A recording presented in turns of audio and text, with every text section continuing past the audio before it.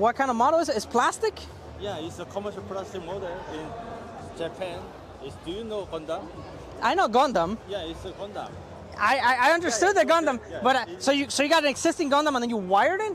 Yes.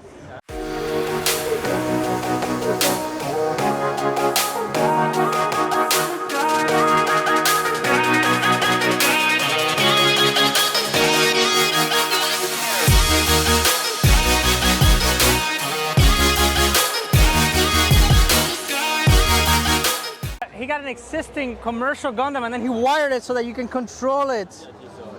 What?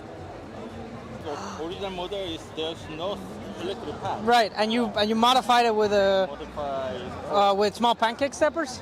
Yeah, servo motors. Oh, so, it's just 9-inch servos. Yeah. Oh. So you can control this one, and this one is also the same concept. And then you can control it because you're using a 9-inch servo that's already been. That is amazing. You, sir, are a genius. Self-driving car.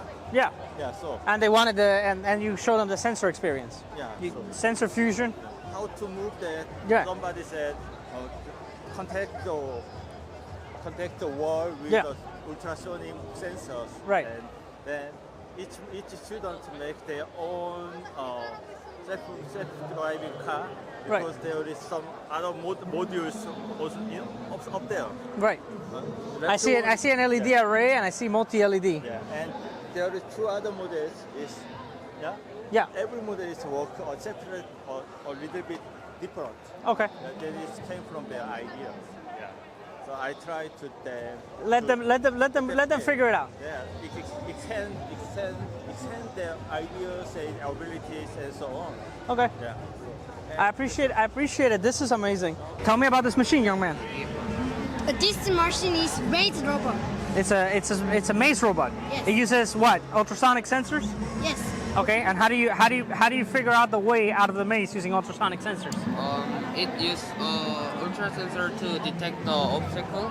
Yeah. And if ultra sensor detects obstacle, that it uses motor to change its direction, and it keeps going. And it keeps going until it finds a way out. Yes. And there's no way out of this maze right now. Because you set it up so it can't escape. Yes. Okay. I dig it. I appreciate it. So did you program one of these robots? Yes. Which one? I did that robot. That one? Yes. Okay. I appreciate it, gentlemen. You're doing great work and you're learning.